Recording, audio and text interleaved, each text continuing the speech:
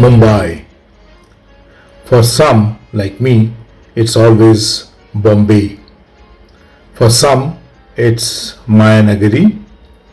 For Suketu Mehta, it's Maximum City. And for Suhail Seth, it is the most civilized city. Oh, Thank you, Anna. and welcome to Bombay. I know you had very short, fleeting trips to the city. I think it's still the most civilized city after Calcutta, Really? except that Calcutta is regressing, Bombay is progressing. The people in Bombay are far better than Delhi. The weather could improve, you could do with more seasons. But I think Bombay is actually the imprint, the mirror image of what India was and should be. It's cosmopolitan, it respects merit, it also respects tradition, it respects legacy, it is fired with innovation, whether it is your dabbawalas or semiconductors. Yeah. So I think it's a great city that way. Cities like Mumbai are essential to a nation's prosperity.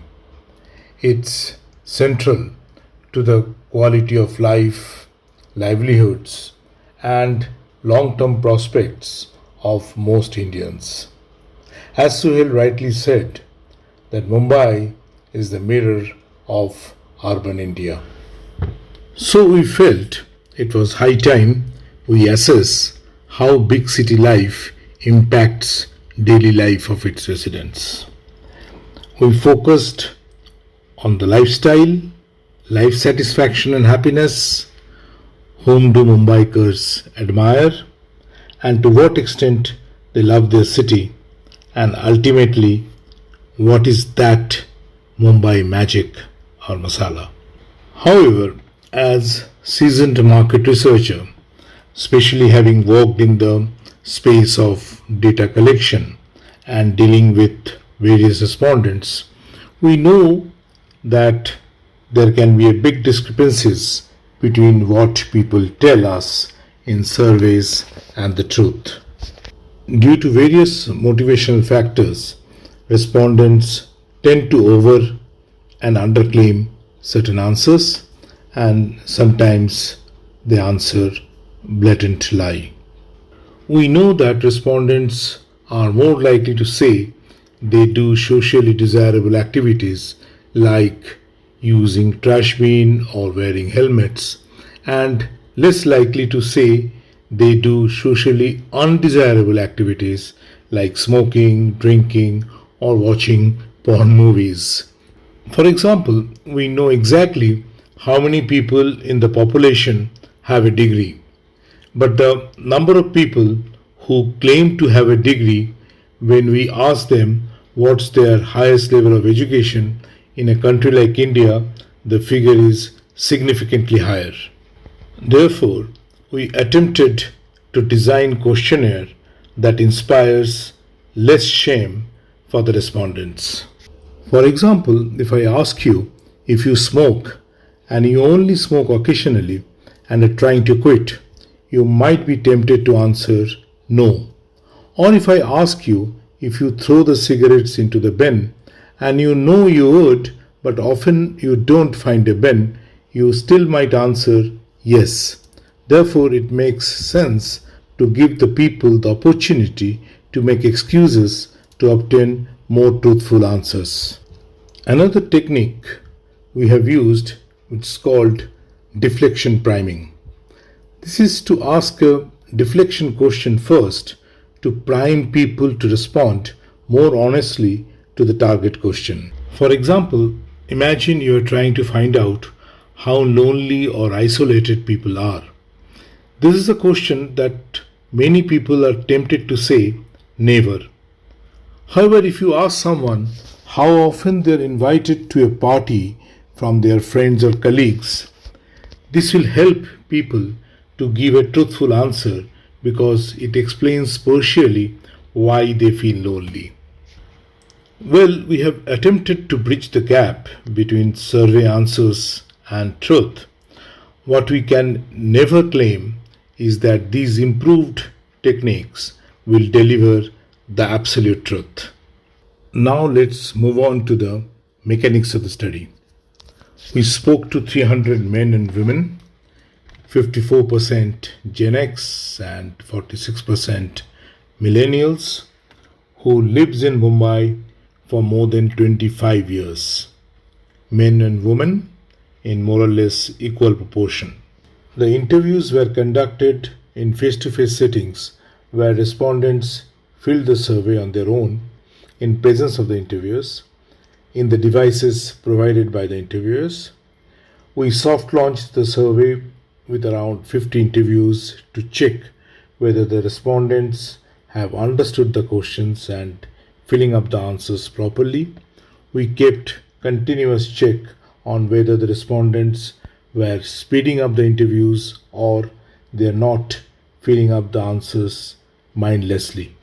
I will now hand over to Joydeep Kapadia, who is the true blood Mumbaikar. Joydeep and I had worked together for a couple of years in a market research company in Bombay way back in 80s. He was one of those who founded TV audience measurement operations in India. He is a guru in that space. Afterwards, he joined a company called What's On, a premier TV search and program company. Now he runs his own company in that space. He is still in Mumbai. As Joydeep told me when we were designing the survey, Mumbai is the one of those cities that helps you identify yourself. I now hand over to Joydeep. Joydeep. Thanks so much, Ranveer. So we are going to talk about Mumbai. It's called the city of dreams. It's called the city of Bollywood, the city that never sleeps, and also called the commercial capital of the country. But there's one more side to this city, is where a Mumbaikar who leaves home at 7:49 in the morning to reach in time to the nearest station for the 8:17 Churchgate local. So Ranveer and myself decided, let's see how a true Mumbaikar lives his life and the challenges that he goes through in his life. Hi friends, I'm Joydeep Kapadia, a born Mumbaikar. My passion is data. So let's dive into the life of Mumbaikars. Okay, to start with, we wanted to understand what kind of life do Mumbaikars lead in terms of time spent on travel to work, how much time do they spend working, and what kind of time do they spend on social media and other activities that they do on a daily basis. Looking at the data on an overall basis across all the respondents, it looks like Mumbaikars are a hardworking people as they spend more than 10 hours working in a day.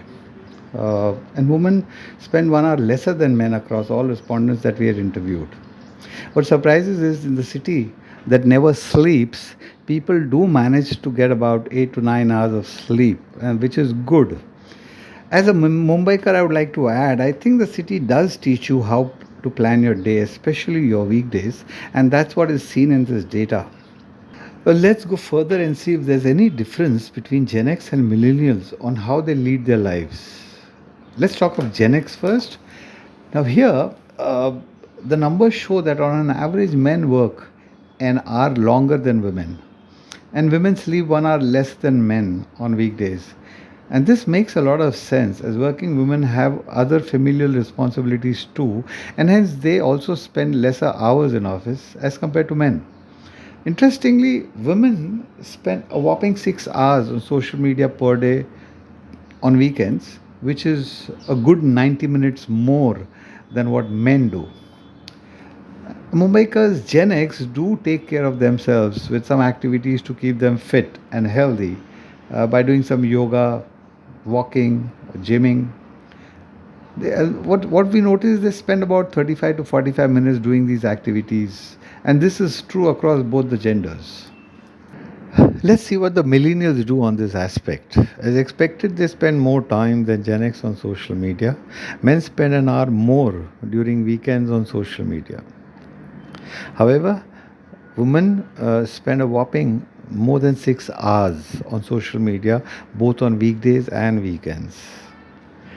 Now, talking about outdoor sports, they spend 40 minutes of their time for some outdoor sport games on weekdays, and they spend on an average 20 minutes more on weekends as compared to weekdays. In case of Gen X, there is not much of a time difference in weekdays and weekends. Mumbai is a place where open space is very scarce, but many astroturfs have come up across the city for people to book and play their loved sport like cricket, football, basketball. Maybe that could be the reason how they get to play some outdoor sports regularly. In the city that never sleeps, millennials spend about 7.5 to 8.5 hours of sleep on weekdays. They do sleep much more on weekends. Next, let's now see what Mumbaikars feel about the amount of time they spend on activities we just discussed. In a city like Mumbai, when asked about the challenges, you may imagine the top of the mind response will be time taken to travel from one place to another due to the traffic and the overburdened public transport. However, what comes out of this survey is that 57% Mumbaikars mentioned that working hours are what they spend too much time on. It looks like they have accepted travel views as a part of their life. Both men and women share this view. 48% feel that they spend too much time on social media. Travel time is too much, which stands at 47%. Interestingly, 42% feel that they are spending too little time sleeping. This could be why you see many Mumbaikars catching up on their sleep in suburban trains while traveling to and from work. We then got a little more closer to their lives. Then we asked them about their satisfaction levels and aspirations on some aspects of life. Well, when we look at the data, we see that a little lesser than half the sample mentioned that they were somewhat or very satisfied with quality of life in local community, current job or their career or business, and personal financial situation. This indicates that there is the other half that aspires to have some improvement in these aspects. However, more than 85% are satisfied with their family life. This stands out compared to the other aspect in terms of level of satisfaction. We went further and wanted to understand more about their life. And in a metro city like Mumbai, which has many people who have come here years back and may or may not have their families with them here. So we checked how often they feel lonely or isolated from those around them. What we found was 34% of the respondents interviewed felt either often or always that they felt lonely or isolated. 40% of millennials felt lonely or isolated. This could be the effect of a large metro where social culture could be very overwhelming for some people. We delved deeper to analyze what percentage of people who expressed satisfaction in different aspects of life also felt lonely or isolated. Surprisingly, we found that among those who reported being satisfied with their family life, a significant 85% also mentioned feeling lonely or isolated. To put this in perspective, 85% of the entire sample indicated they were happy with their family lives. Further, 75% of the sample reported satisfaction with their job or career. Of these, more than half mentioned feeling lonely or isolated. The data suggests that being satisfied with one's job does not necessarily prevent feelings of loneliness and isolated. This phenomenon can often be attributed to the influence of social media, which creates aspirations that leave individuals feeling psychologically isolated and reluctant to share their aspirations with others. This reluctance may stem from fear of rejection by family or the significant generation gap in households where people live with their parents. We then delved further to understand this and correlated how they live versus feeling lonely or isolated. Of all the respondents in our survey who live with their parents, 50% have mentioned they feel isolated or lonely often or always. What I mentioned before could be the reason for this cognitive dissonance. The other thing we wanted to check what feels like fulfilling life for them. The responses here don't surprise us. Having a stable job, career, business, enjoy taking care of parents, lots of money stands out and is found to be fulfilling for Gen X as well as millennials likewise. Gen X do not find the current trend of startups and self employment fulfilling. This could be because for an arm, Mumbaikar survival is priority and is happy with what he has. Most importantly, Mumbai offers many job opportunities as compared to other metros. Hence, Mumbaikars don't think towards going on their own.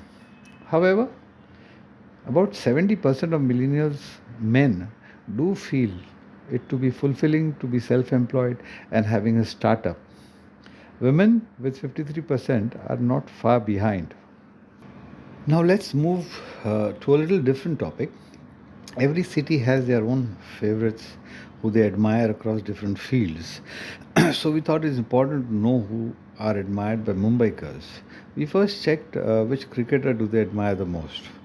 As expected, Sachin Tendulkar and MS Dhoni scored above others at an overall level, while 33% people mentioned Tendulkar and a close 30% mentioned Dhoni as their admiration. Interestingly, Dhoni scores over Tendulkar among Gen X women by a good 10%. On the other hand, 37 millennial men admire Tendulkar as against 18% admiration for Dhoni. Tendulkar being a Mumbaikar surely has an edge due to the survey location, but Gen X women did not care about that at all and favored Dhoni. However, it's needless to say that Tendulkar and Dhoni surely have a large fan following in the entire country. We then asked Mumbaikars which Bollywood star do they admire the most. Uh, and obviously, it's anybody's guess that Mr. Shah Rukh Khan stands out across all categories with 24% of the people admiring him. Close up on his heels is Mr. Bachchan with 22% people admiring him. Though younger millennials have lesser admiration for the aging Bachchan as compared to young Shah Rukh Khan, however, Gen X admire Mr. Bachchan more than Shah Rukh Khan. Makes sense, isn't it? Then we asked Mumbaikars which industrialists do they admire the most. And here, clearly, Ratan Tata stood out to be the most admired industrialist with 34% people mentioning him. Closest that anyone gets to him is Mukesh Ambani at 20% admiration. Anand Mehra comes third at 18% overall.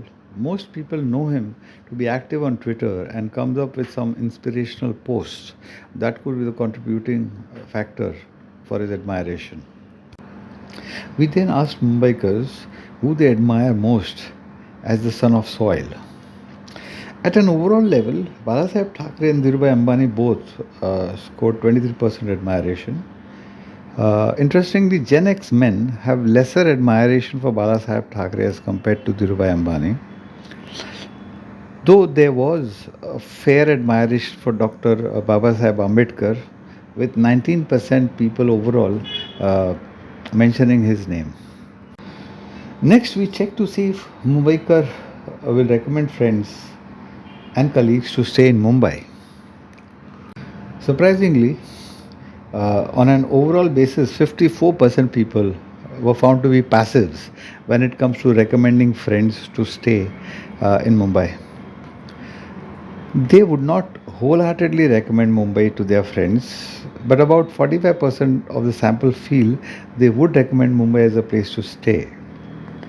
However, 50% of millennial women are active promoters of Mumbai, whereas 76% millennial men are not very keen on promoting Mumbai as a place to stay to their friends and colleagues. We then asked what do Mumbaikars like about Mumbai? About 80% of Mumbaikars feel the professional work environment as a major reason to like Mumbai, followed by quality of life in the local community and helpful and non-interfering nature of people and the community in the city. Half of them mentioned Mumbai is a safe place for women as a major reason to like the city. More than half mentioned entertainment options and education as a major reason for liking it. The diverse and dynamic lifestyle of Mumbai presents both challenges and opportunities for its residents. Through our analysis of their daily routines, aspirations, and perceptions, we gain valuable insights into the essence of urban life in Mumbai. Though it would be interesting to see how other metropolitan areas and large cities respond to these challenges. Comparing their approaches could provide valuable insights. Thank you for joining us on this enlightening journey, and we eagerly await your feedback and perspectives. Thank you very much. That's all for now. Thank you for listening. If you have liked the presentation or the findings, do press the like button and write your comments. If you want me to know or you want to know anything in more detailed, do write in the comment section. See you again with another topic. Bye. Come from England, come from Scotland, come from Ireland, come from Holland, come from Poland, come from any land. If you're looking out for a pleasant holiday, come to Bombay.